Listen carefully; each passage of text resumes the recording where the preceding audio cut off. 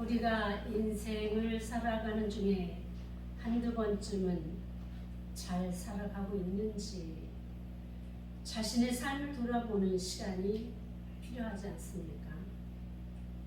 잘 산다는 것은 무엇이고 잘 살지 못하는 것이 무엇인지 알아야 자신의 인생길을 그 기준에 맞춰 판단해 볼 수 있는 것이겠지요. 그렇다면 잘 산다는 것은 무슨 말입니까? 어떻게 사는 것이 잘 살아가는 것입니까? 물론 나름대로의 기준이 다를 수 있습니다. 그러나 하나님께서는 이 잘 사는 법에 대해 법칙을 정해 놓으셨습니다. 하나님의 백성들뿐만 아니라 세상 사람들과도 잘 사는 법에 대해서 길을 정해 놓으셨습니다. 그 길은 서로 간의 질서를 잘 지키는 것에서부터 시작됨을 알려주셨습니다. 오늘 본문은 이스라엘 민족들이 가나안에 들어가서 서로 평화롭게 잘 살아가기를 원하시며 정해주신 사회 정의와 사회 복지에 대한 법규입니다. 하나님께서는 하나님과만 잘 지내자라고 말씀하시지 않으셨습니다. 항상 하나님과 사람, 사람과 사람 같이 종으로 행으로 잘 살아가기를 원하셨습니다. 그래서 우리에게도 사람과 사람이 잘 사는 법을 미리 가나안에 들어가기 전에 모세를 통해서 교훈하신 것을 오늘 우리는 볼 수 있게 될 것입니다. 사회 정의를 추구해 나가는 일은 개개인의 올바른 도덕과 공정한 처신을 기초로 하고 있음을 알려주십니다. 23장 1절부터 3절을 보니까 너는 거짓된 풍설을 퍼뜨리지 말며 악인과 연합하여 위증하는 증인이 되지 말며 다수를 따라 악을 행하지 말며 송사의 다수를 따라 부당한 증언을 하지 말며 가난한 자의 송사라고 해서 편벽되이 두둔하지 말지니라. 이렇게 말씀하셨어요. 법이나 규칙은 공동체나 개인의 인생을 안정되게 하는 그야말로 자신을 재보는 각도기입니다. 자신이 잘 살고 있는지 그렇지 않는지를 판단하는 기준, 각도를 재어보는 각도기, 기준점이 되는 것이죠. 그 각도기에 맞춰 볼 때 얼마만큼 내가 잘못되고 있는지, 어긋나게 살고 있는지를 평가해보고 잘못한 것을 고쳐나가게 하는 가늠좌가 되는 것입니다. 그런데 이 가늠좌나 각도기는 마련해놓고 사용하지 않는 자들 혹은 잘못 사용하는 자들에 의해서 그야말로 세상은 혼란스럽게 빠져 들어가기 때문에 우리는 이 각도기에 나의 인생을 지어보는 것, 이 가늠자에 맞춰서 판단하는 것, 이것이 반드시 필요한 것입니다. 너는 거짓된 풍설을 퍼뜨리지 말고, 이 말씀이 무슨 말씀입니까? 거짓된 풍설, 이 말은 상대방의 명예와 재산상의 손해를 끼치기 위해서 유포되는 아무런 근거도 없는 유언비어를 말하고 있습니다. 퍼뜨리지 말며 이것은 한 번만 말하는 것으로 그치지 않고 지속적으로 상대방을 치명상을 입히기 위해서 의도적이고 아주 집요하게 계속적으로 악한 소문을 퍼뜨리는 것, 그래서 그릇된 여론을 형성해 나가는 것을 바로 퍼뜨리지 말라고 말씀하는 것입니다. 히브리어에서 부정을 나타내는 말로 로라는 단어와 알이라는 단어가 있습니다. 그 그런데 이 알보다는 로가 더 강한 부정으로 절대 해서는 안 되는 것이야, 이렇게 말씀하는 것이 바로 이 말입니다. 그런데 이 지금 하지 말라, 퍼뜨리지 말라, 이 앞에 로를 사용하고 있다는 거예요. 그렇다면 이 말은 해도 되고 안 해도 되고 가능하면 하지 말고 이게 아니라는 거예요.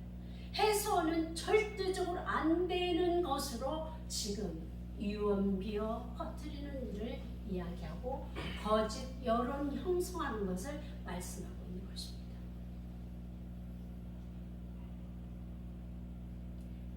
얼마 전에 길을 지나다 보니까 그런 현수막이 보였습니다. 괴담 정치하지 말고 민생 정치하자. 국회의원들은 정쟁을 현수막을 통해서 요즘 하고 있는 것 같아요. 이 당에서 이 말을 하면 저 당에서 저 말을 그저 매스미디어를 통해서 하는 것뿐만 아니라 각고저 현수막을 설치해서 지나는 사람 누구나 볼 수 있도록 이렇게 자기들의 정치적인 싸움을 하고 있는 것을 봅니다. 그런데 거기에 괴담 정치하지 말고 민생 정치하자, 이런 현수막을 보고 제가 이 말씀을 준비하면서 그 말씀 딱 떠올랐어요. 요즘은 너무나 괴담이 많은 것 같아요. 괴담. 진실이 아니라 자기의 그 정치적인 아니면 자기의 어떤 유익을 위해서 만들어낸 거짓 여론들, 거짓 여론의 싸움인 것 같아요. 우리가 살아온 날들 중에 많은 날들을 도덕과 윤리를 기준으로 최소한 양심을 따지며 우리는 살아왔습니다. 그렇지요? 안 그렇습니까? 그런데 요즘은 눈 하나 깜짝하지도 않고 온 국민이 다 아는 내용임에도 빳빳하게 고개 쳐들고 거짓을 진실이라고 말하며 믿어달라고 이렇게 말하는 많은 사람들을 보면서 너무나 당혹스럽습니다. 아니, 그런 사람이 한두 사람이면 그 사람만 욕하고 우리와의 관계망에서 끊어버리면 그만일 텐데 왜 그런 사람들이 그렇게 많아지는 것입니까?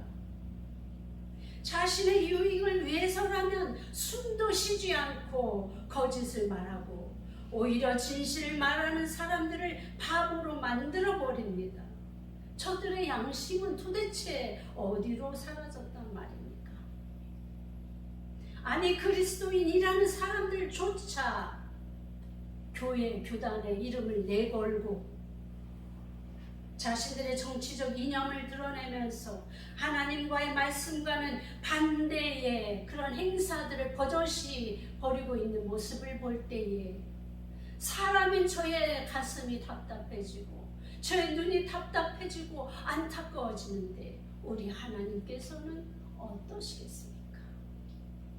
이런 일들이 일어날 것을 주님은 아셨기에 미리 가나안에 들어가기도 전에 이들을 향해서 이런 주의를 시키고 교훈을 주시는 것 아니겠습니까? 몇천 년 전에 이미 이런 일을 행하셨음에 오늘 우리의 모습은 그것에는 아랑곳하지 않고 그대로 우리 현실 속에 녹아들어 있음은 어떻게 우리가 말해야 되겠습니까?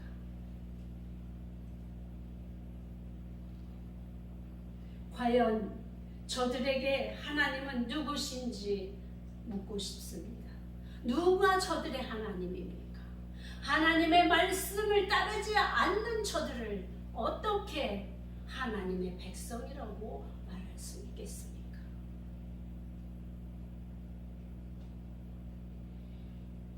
히브리어에서 라쏴라는 말이 있습니다. 이 말은 악인들을 뜻할 때 사용합니다. 죄를 범하다, 불의하다에서 시작된 이 말은 사악한 무리, 창세기 18장 3절에서는 사악한 무리, 그리고 신명기 2장 1절에서는 불의한 소송에 연루된 인간들, 민수기 35장 31절에는 범죄한 친구들로 나타납니다. 그런데 이들은 소송 사건에서 거짓 증거하는 악인들을 일컫습니다. 전에는 법정에 나간다 하면은 거기에서 명명백백하게 정의와 불법이 가려지는 줄로 우리는 생각해 왔습니다. 그런데 우리가 지금 보고 있는 이 법정은 어떻습니까? 도대체 누가 악인이고 누가 선한 사람인지 구분을 할 수가 없습니다. 왜냐하면 거짓 증인들이 많아졌고, 그리고 거짓에 부합해서 판결하는 재판부가 있기 때문인 것이죠. 그야말로 선량하고 정의의 개념을 가진 자가 아니라 악하고 불의한 자들이 민주주의의 아주 기본적인 원칙인 다수의 원리, 다수결의 원리를 악용하고 있는 모습을 보게 됩니다. 사람 수만 많으면 이기는 그런 세상이 되어버렸습니다. 악이든 선이든 구별하지 않고 어느 쪽에 더 많은 사람들이 있느냐에 따라서 그것이 그들이 승리하는 세상이 되어버렸다는 것입니다. 이게 맞습니까? 이게 하나님께서 우리에게 이렇게 살아라고 말씀하신 그 말씀에 부합되는 일입니까?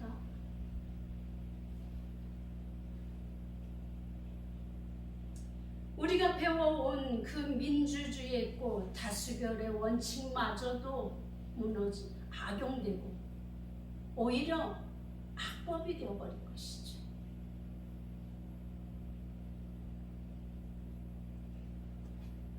악하고 불의한 자들이 다수를 이용하는 기가 막힌 현실에 직면하게 되어서 선함임에도 불리해지는 현실 앞에서 우리는 당혹감을 감출 수가 없습니다. 아마도 이런 현상은 선보다 악이 관영하였기 때문 아니겠습니까? 이 세상 곳곳에 악이 더 많이 퍼져 있기 때문 아니겠습니까? 그런데 이것을 누구를 탓하겠습니까? 바로 우리가 선하게 바르게 살지 못하고 우리가 악인이 되어버린 것은 아닐까요? 우리가 저들과 다르게 살아야 마땅함에도 불구하고 우리도 여전히 다수를 쫓아서 살아왔던 것은 아닙니까? 많은 사람들이 이 일을 하니까 이 일이 옳다고 여기며 무조건 따라갔던 우리의 지난 날은 없었습니까?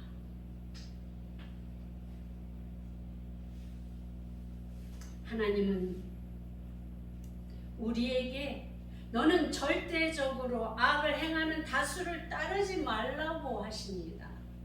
결단코 그렇게 해서는 안 된다고 말씀하십니다. 하나님의 백성은 다수의 악을 따를 것이 아니라 소수일지라도 불이익을 당한다 할지라도 선을 쫓아 살 것을 요구하고 계십니다. 본성적으로 우리는 연약한 사람들입니다. 우리가 하나님을 떠나게 되면 죄악된 대세에 우리는 함몰되고 맙니다. 아무리 모든 사람이 다 가는 길이라 해도, 아무리 모두가 옳다고 해도 그리스도인은 그들과 함께 해서는 안 된다는 사실을 알면서도 어느 날 슬며시 그들과 함께 앉은 자신의 자리를 보게 되지는 않습니까? 우리는 그렇게 나약한 존재들이기에 더욱 하나님의 말씀을 붙들고 싸워서 이겨내야 하는 것입니다. 나와 싸우고 악한 사단과 싸우고 정의를 우리가 지키기 위해서 불의와 맞서 싸우는 이 싸움에서 우리는 승리하기 위해서는 하나님 안에 붙들림 바 되어야 가능한 일임을 기억하시기 바랍니다. 하나님은 공평하신 하나님이십니다. 3절을 보니까 가난한 자의 송사라고 해서 편벽되이 두둔하지 말라고 하십니다. 가난한 자가 지은 죄도 죄라는 것입니다. 이 가난한 자는 모든 사회적 약자를 통칭한다고 볼 수 있습니다.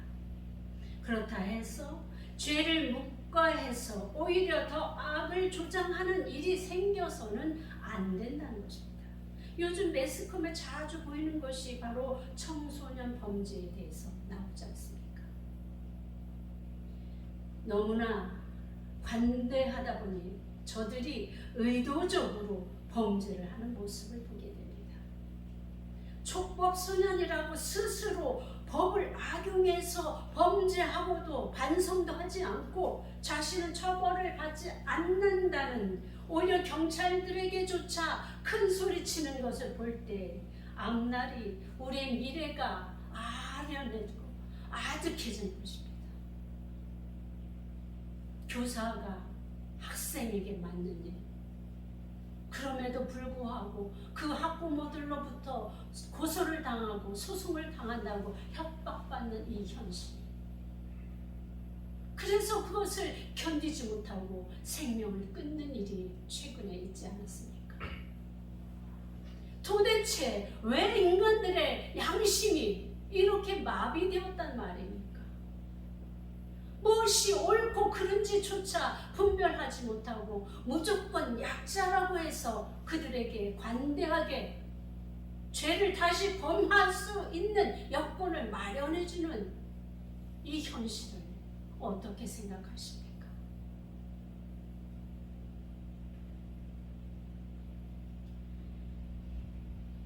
참으로 안타까운 마음뿐입니다. 누가 정상이고 누가 비정상인지 알 수가 없습니다. 이걸 어떻게 고쳐나가야 합니까? 그러기에 하나님께서는 가난한 자, 약한 자들에게조차 편벽되어서 그들을 부풀려서 감싸고 용서하고 그렇게 하지 말라는 것입니다. 죄는 죄대로 처벌을 받고 그리고 나서 그들이 잘못을 뉘우쳤을 때 그들이 다시 일어날 수 있도록 도와주는 사랑과 자비와 인자를 베풀라고 하는 것이 바로 하나님의 마음인 것이죠.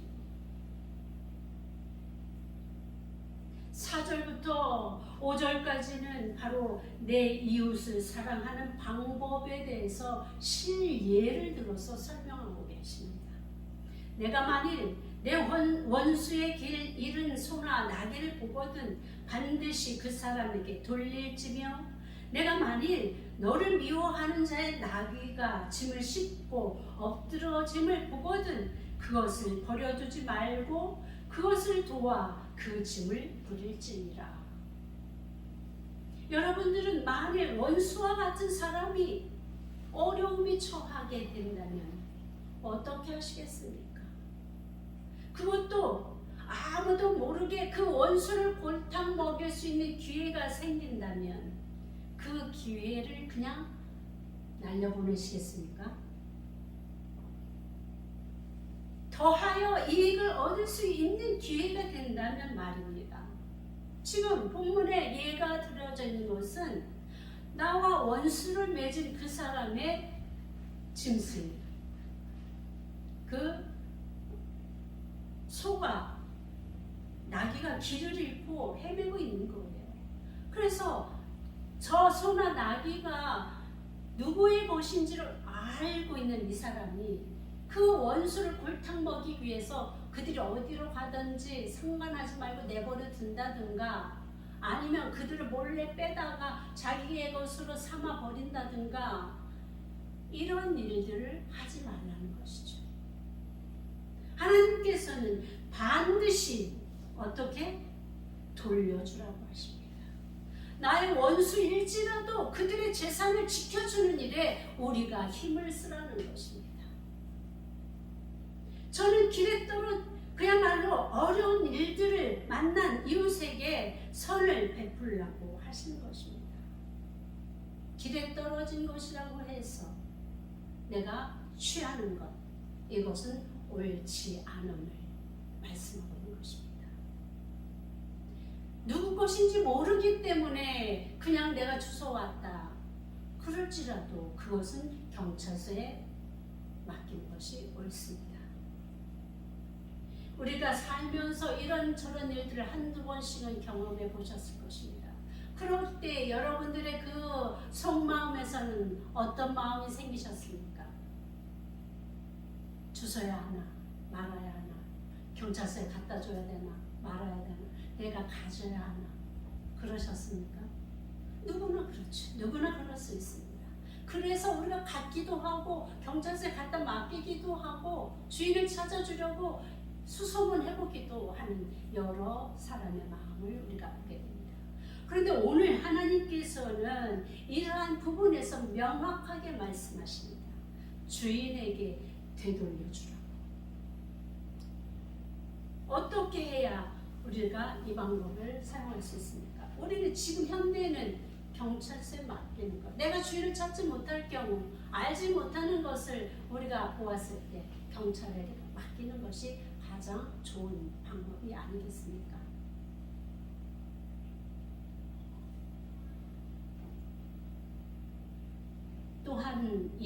또한 예를 들어봅시다. 여러분들이 만일 내가 미워하는 자의 나귀가 짐을 싣고 엎드러짐을 보거든 그것을 버려두지 말고 그것을 도와 그 짐을 부릴지니라, 이렇게 말씀하십니다. 이 말씀은 무슨 말씀이냐면, 내가 미워하는 사람이 나귀에다 짐을 싣고 가려고 하는데 가다가 이 나귀가 너무 뒤에 실은 짐이 많아서 무거워서 그냥 주저앉은 거예요. 그럴 때 그것을 그냥 버려두지 말고 그 내가 미워하는 그 사람을 도와서 짐을 내리고 나귀가 일어나서 다시 세계를 갈 수 있을 때까지 도와주라는 것입니다.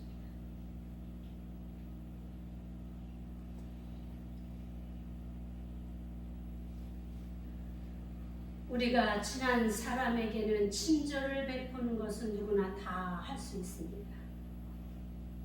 그런데 하나님은 예로 들은 사람이 원수이고 미워하는 사람입니다. 이것은 사람은 어렵지만 하나님의 백성에게 요구되는 기준은 일반적인 마음이 아니라 더 심화된 마음, 하나님을 닮은 그런 마음을 우리에게 요구하시는 것입니다. 하나님의 마음이 아니면 우리는 원수를 절대로 사랑할 수 없습니다. 그래서 그들을 도와줄 수 없는 것이죠. 너를 미워하는 자에 대한 태도, 우리의 태도에 대해서 또한 말씀하십니다. 나와 사이는 좋지 않은 그 사람이 어려움을 당하게 되면 적당히 돕는 체 하다가 버려두지 말라는 것입니다. 그만두지 말고 끝까지 그 어려움에서 벗어나도록 도와주라고 하십니다.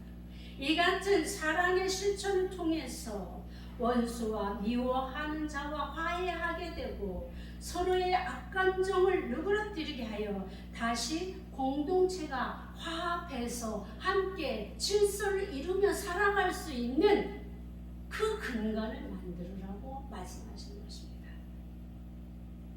마치 이 말씀은 대속죄일을 앞두고 사이가 좋지 않은 사람이 용서를 빌려오지 않을 때 괜시리 그 사람 앞에 가서 얼쩡거리면서 그 사람이 자기에게 잘못한 것을 기억나게 해서 용서를 빌려오게 만드는, 그래서 서로 용서하고 하나님께 나가서도 용서함 받고 그래서 다시 화목하게 하는 그 대속죄일에 관한 그 내용과 일맥상통한 이야기 아니겠습니까?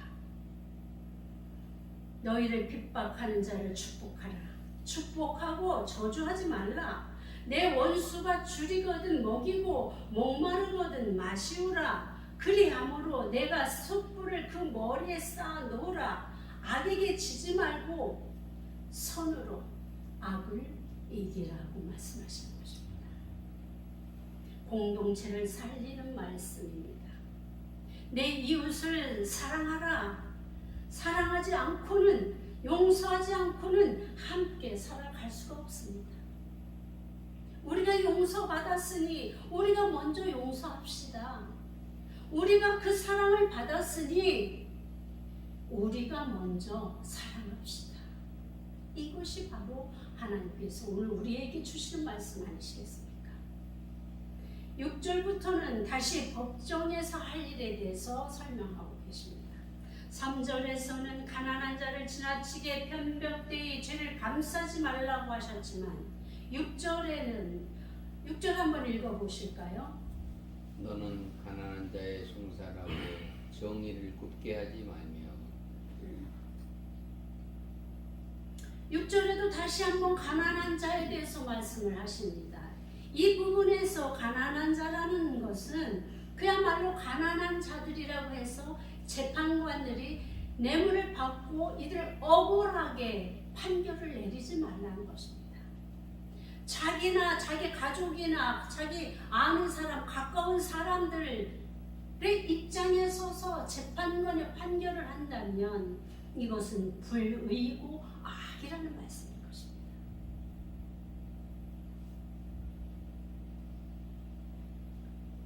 사명감을 잃은 많은 재판관들로 인해서 사회도 국가도 질서가 아닌 혼란으로 휩싸이게 되는 것을 우리는 역사를 통해서, 아니 요즘 법정에서 내리는 판결을 보면서 우리는 보게 되는 것입니다. 하나님은 가난한 자이든 부자이든 권력이 있든 약한 자이든 공평한 판결을 내리라고 말씀하시는 것입니다. 그래야 사회의 질서가 세워지고 공동체가 편안해진다고 말씀하시는 것입니다. 정의를 굽히지 말라고 하십니다. 거짓을 멀리하며 무죄한 자와 의로운 자를 죽이지 말라고 말씀하십니다. 억울하게 몇십 년씩 감옥에서 옥살이를 하다가 무죄로 풀려나는 사람들을 보면 그 억울함을 어디서 보상받겠습니까? 그러니 재판관들은 그 사람들의 인생을 좌우하는 사람들로서 공평과 정의로 판결하여 무죄한 자와 의로운 자를 죽이는 엄청난 죄를 저지르지 않도록 더욱 심사숙고하고 공평해야 한다고 말씀하시는 것입니다. 특히 재판관들은 뇌물을 받지 말라고 하십니다. 뇌물은 밝은 자의 눈을 어둡게 하고 의로운 자의 말을 굳게 한다고 하십니다. 우리 속담에 먹은 놈이 물 켠다는 말이 있습니다. 뇌물의 특성에는 중독성이 있습니다. 한 번 먹는 것으로 그치지 않습니다. 한 번 먹으면 다음을 기대하게 되고 지속적으로 받다 보면 마음이 기울게 되어 있습니다. 그래서 억울한 자가 나오는 것이고 진실이 묵혀지게 되고 양심은 말이 되는 것입니다. 한쪽으로 치우칠 생각은 공평하지 않은 판결을 만들게 되어 있기에 공평한 재판을 위해서는 뇌물을 처음부터 받지 말라고 하시는 것입니다. 우리도 가까운 사람들의 입장에서 그 말만 믿고 다른 사람을 욕하거나 편벽되이 판단하거나 잘못 말해줄 때가 있지 않습니까? 또 누군가가 나에게 뇌물을 아무리 작은 껌 하나라도 주었으면 껌 안 준 사람보다는 껌 준 사람에게 더 마음이 쏠리는 것, 누구나 다 그렇습니다. 그러나 그럴지라도 인간의 본성은 그럴지라도 하나님의 말씀은 그렇게 하지 말라 이렇게 말씀하신 것입니다. 우리는 과연 하나님의 말씀을 따를 것입니까? 아니면 우리의 악한 본성을 따를 것입니까? 결론이 나와 있지요. 여러분들에게도 각자에게 결론은 나와 있을 것이라 생각합니다. 그래서 뇌물은 받지 말라고 말씀하시는 것입니다. 우리가 하나하나 돌아보니 우리가 살고 있는 현 상황 속에서 하나님께서 하지 말라고 한 그것들을 우리 사회에서 이미 너무나 많이 보고 들은 일들이었음을 깨닫게 됩니다. 아니, 우리가 행하고 살아왔음을 고백하지 않을 수 없습니다. 왜 우리가 살고 있는 이 상황에서 이렇게 익숙한 일들을 하나님께서는 하지 말라고 하셨음에도 지금 우리 눈앞에서 만연해 있음을 보게 되는 이유는 무엇일까요? 우리가 그렇게 살고 있기 때문 아니겠습니까? 너무나 부끄러운 얼굴을 들지 못할 이 현실 앞에서 소위 하나님의 백성이라는 우리는 무슨 말로 이 상황을 설명할 수 있을까요? 우리가 그렇게 살았음에도 우리는 지금도 여전히 탐관 오리를 지적하고 저들을 미워하고 저들을 책망하고 있습니까? 저들의 거짓된 판결, 악한 법을 만들어서 자신들의 욕심을 채우는 저들에게만 우리가 그 책임을 전가할 수 있겠습니까? 그렇지 않습니다. 바로 오늘 우리도 그들과 같은 마음으로, 비록 우리가 그들의 위치에 있지 못했기 때문에 그렇게 하지 못하지는 않았을까요? 우리가 그들의 위치에 있었다면 우리도 여전히 그들과 똑같은 일들을 하면서 살고 있지는 않을까요?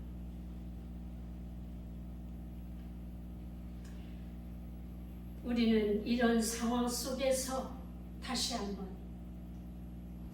이 말씀을 비추어 내가 어디까지 지키고 어디까지 지키지 않았는지, 하나님의 기준 그 각도기에 나를 한번 재어 맞춰 보십시다.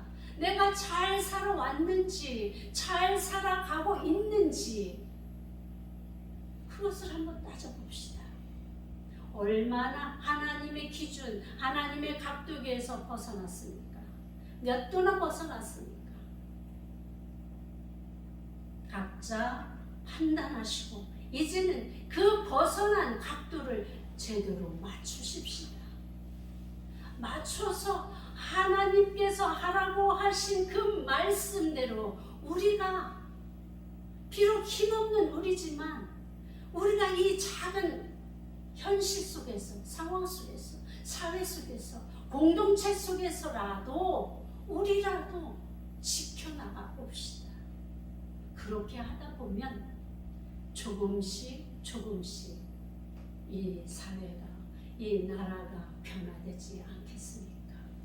우리가 구하고 추구하는 방향이 하나님의 정의와 공의라면 언젠가는 그것을 위해서 우리가 조금씩 살아간다면, 변화된다면 언젠가는 이 나라가 공의와 정의가 물같이 하수같이 흐르는 그런 때가 오지 않겠습니까?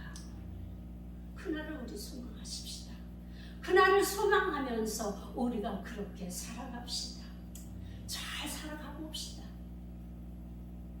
우리가 그래야 이 사회가, 이 공동체가 살아나게 되겠지요. 그래야 우리도 잘 살아갈 수 있습니다. 그래야 우리가 참 그리스도인입니다. 하나님의 말씀은 오늘도 우리를 향해 말씀하십니다. 내 이웃에게 거짓 증거하지 말라. 내 이웃을 사랑하라. 오늘 우리에게 주시는 말씀입니다.